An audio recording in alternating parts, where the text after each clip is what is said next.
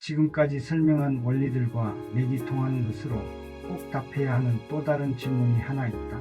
어떤 행동이 비난의 대상이 된다고 하더라도 그것이 초래하는 직접적인 나쁜 결과가 전적으로 그 자신에게만 돌아간다면 개인의 자유 존중 차원에서 사회가 금지 또는 처벌할 수 없다. 그런데 당사자의 자유에 해당한다고 하여 다른 사람이 그와 그 일에 대해 의논하거나 부추겨도 되는 걸까? 이 질문에 답하기는 쉽지 않다. 어떤 일을 타인에게 권유하는 것은 엄격한 의미에서 그들끼리만 관계되는 행동이라고 볼 수 없기 때문이다. 누군가에게 하는 충고나 권유는 일종의 사회적 행위다. 그러므로 타인에게 영향을 끼치는 다른 일반 행동과 마찬가지로 사회적 통제를 받아야 한다고 볼 수도 있다.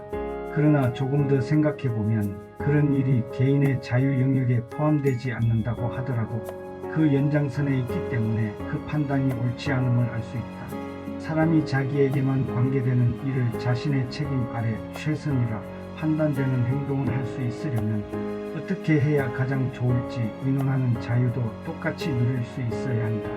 해도 된다고 허용된 일이라면 그것에 대해 충고하는 것도 허락되어야 마땅하다. 그러나 충고를 빙자하여 나쁜 일을 부추김으로써 생계벌이나 금전적 이득을 취하는 선동가가 개입했다면 이야기는 달라진다. 이렇게 되면 변수가 하나 더 늘어난 셈이 된다. 그들은 공공의 이익과 반대되는 이익을 추구한다. 생활 양식 또한 공공 이익과 상반되는 인간 집단이다. 간섭하는 것이 옳은가? 하지 말아야 옳은가? 예를 들면 간음이나 도박 등은 관대하게 대해 주어야 한다. 그렇다고 하여 포주가 되거나 도박장을 운영하는 자유도 허용해야 할 것인가? 이 경우는 정확히 두 가지 원리 사이의 경계선 위에 있어서 둘 가운데 어느 쪽에 더 가까운지 즉각 판단하기는 쉽지 않다. 양쪽 모두 주장할 근거가 있기 때문이다. 관용을 주장하는 쪽에서는 생계나 이윤을 위해 직업으로 한다면 그게 무엇이든 범죄가 되지 않는다고 할 것이다. 그러므로 이런 일은 전부 허용되거나 아니면 전부 금지되어야 한다. 지금까지 내가 주장해온 원리가 옳은 것이라면 한 개인에게만 국한되는 일에 대해 그게 무엇이든 사회가 잘못이라고 판단할 권한은 갖고 있지 않다.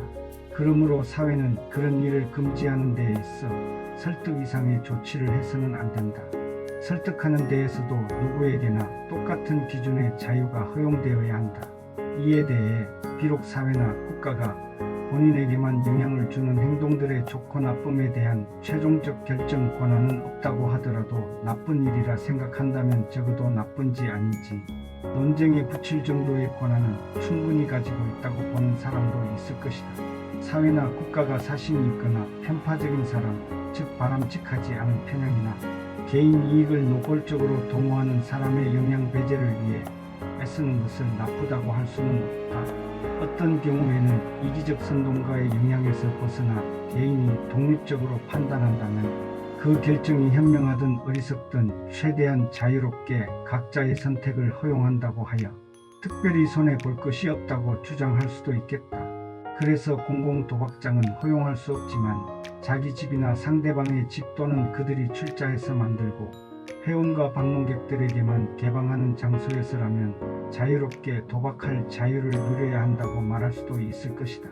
도박을 금지한다고 하지만 사실 완전히 막을 수는 없다. 아무리 강압적 방법을 동원해도 이런저런 명목을 내세워 도박장은 언제나 문을 열고 있다. 하지만 일부러 열심히 찾지 않으면 도박장이 보이지 않도록 영업을 어느 정도 숨어서 하도록 강제할 수는 있을 것이다. 결국 사회는 이 선을 넘어서는 안 된다는 것이다. 이 주장은 상당히 설득력이 있다. 나는 이런 주장이 정범은 내버려 두고 종범만 처벌하는 이상한 도덕률, 즉 간음 도박꾼은 그냥 두고 뚜쟁이 도박장 주인만 벌금형이나 감옥에 가두는 제도가 정당화될 수 있는지는 감히 따져볼 생각이 없다. 물건을 사고 파는 일상적인 거래에서도 비슷한 논거를 대며 간섭하는 것은 더더욱 허용될 수 없다.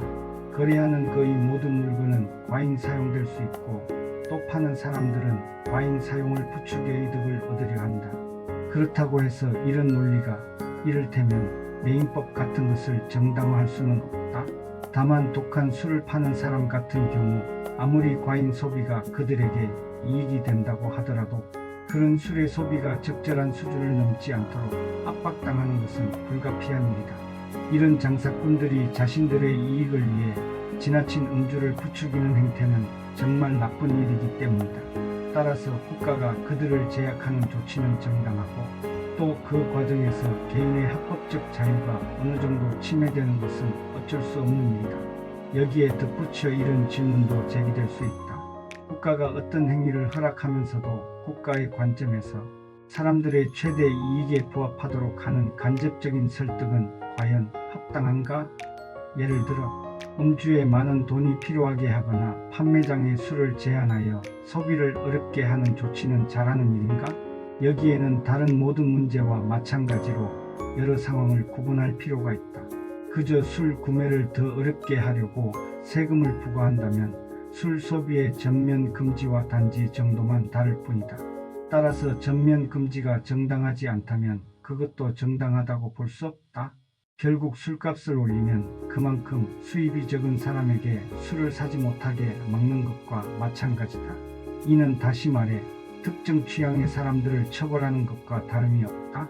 누구든 자기가 번 돈으로 법적 도덕적 의무를 다하면 남은 돈을 자신의 쾌락을 위해 자유롭게 쓰는 것은 전적으로 개인적인 문제이므로 그의 판단에 맡겨야 한다.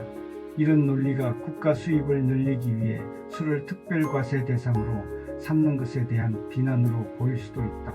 그러나 재정 유지를 위해서는 과세가 절대 필요하고 대부분의 국가가 과세 상당 부분을 간접세로 충당해야만 하는 현실을 외면할 수는 없다.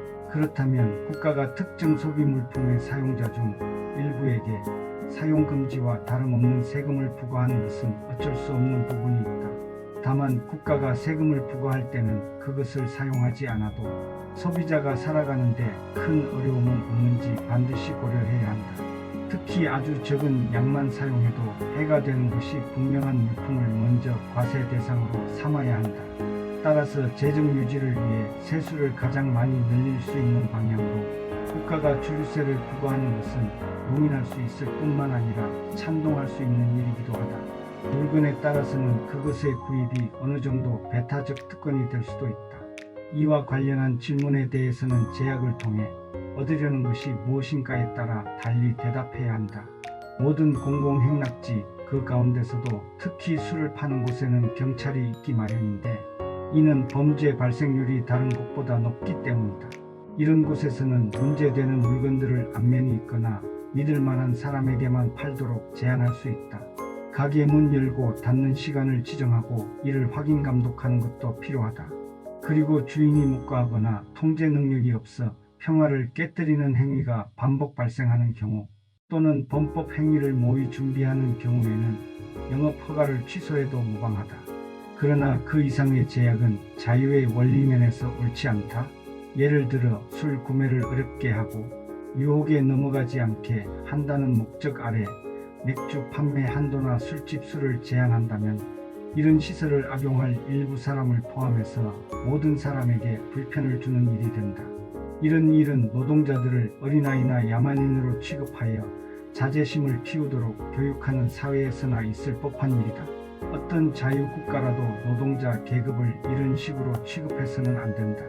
그들로 하여금 자유의 가치를 깨닫도록 교육하고 자유인 신분에 걸맞게 통치하는 등 모든 노력을 다했지만 끝내 수포가 되고 그저 어린아이처럼 취급하지 않으면 안 된다는 사실이 결정적으로 입증되지 않는 한 자유의 소중함을 잘 아는 그 누구도 그런 식의 통치를 좋아하지 않는다. 또한 우리가 여기서 다루는 문제들에 대해 그 정도의 노력은 이미 기울이고 있다고 생각한다면 그것은 큰 착각이 아닐 수 없다.